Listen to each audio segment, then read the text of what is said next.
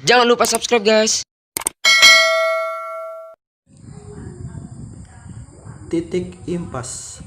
BEP atau titik impas adalah suatu keadaan di mana jumlah pendapatan sama besarnya dengan jumlah keseluruhan biaya yang dikeluarkan sehingga kondisi tidak untung atau tidak rugi. Menurut PSAK nomor 2 2002 ayat 5, arus kas adalah arus masuk dan arus keluar. Kas atau setara kas, laporan arus kas merupakan revisi dari mana uang kas diperoleh perusahaan dan bagaimana mereka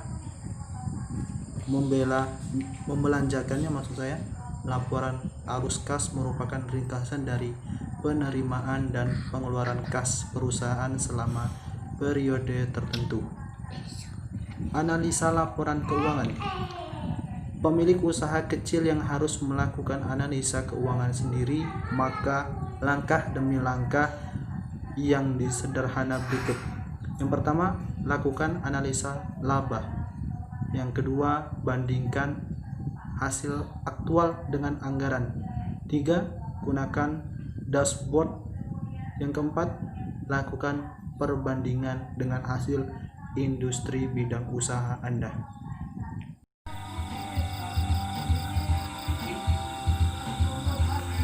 Klasifikasi laba. Laba kotor adalah selisih dari hasil penjualan dengan harga pokok penjualan.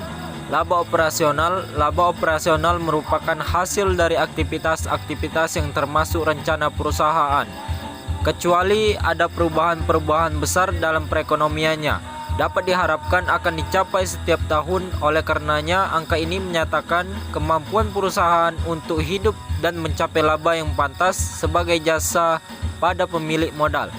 Laba sebelum dikurangi pajak atau EBIT. Laba sebelum dikurangi pajak merupakan laba operasi ditambah hasil dan biaya di luar operasi biasa bagi pihak-pihak tertentu, terutama dalam hal pajak. Angka ini adalah yang terpenting karena jumlah ini menyatakan laba yang pada akhirnya dicapai perusahaan. Laba setelah pajak atau laba bersih. Laba bersih adalah laba setelah dikurangi berbagai pajak. Laba dipindahkan ke dalam perkiraan laba ditahan. Dari perkiraan laba ditahan ini akan diambil sejumlah tertentu untuk dibagikan sebagai dividen kepada para pemegang saham. Perencanaan keuangan. 1. Hasilkan target-target keuangan jangka panjang dan jangka pendek. 2. Menetapkan imbalan-imbalan jangka pendek dan jangka panjang. 3. Menetapkan standar efisiensi yang meliputi semua aspek operasi.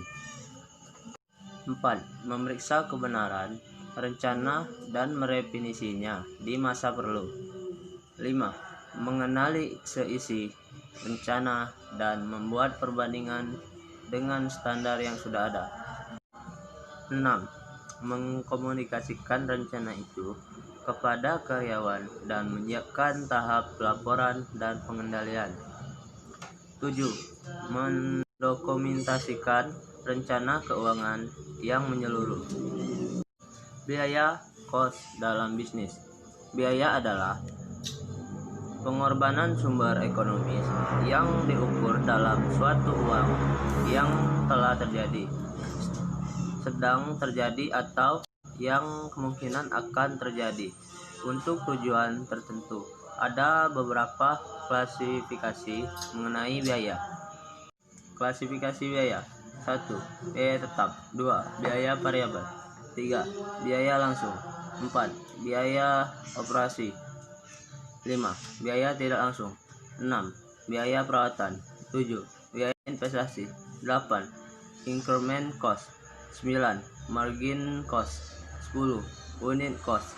11. Biaya total. Laba. Permodalan usaha. Modal adalah segala sesuatu berupa uang maupun keseluruhan barang-barang yang masih ada dalam proses produksi yang digunakan untuk biaya usaha.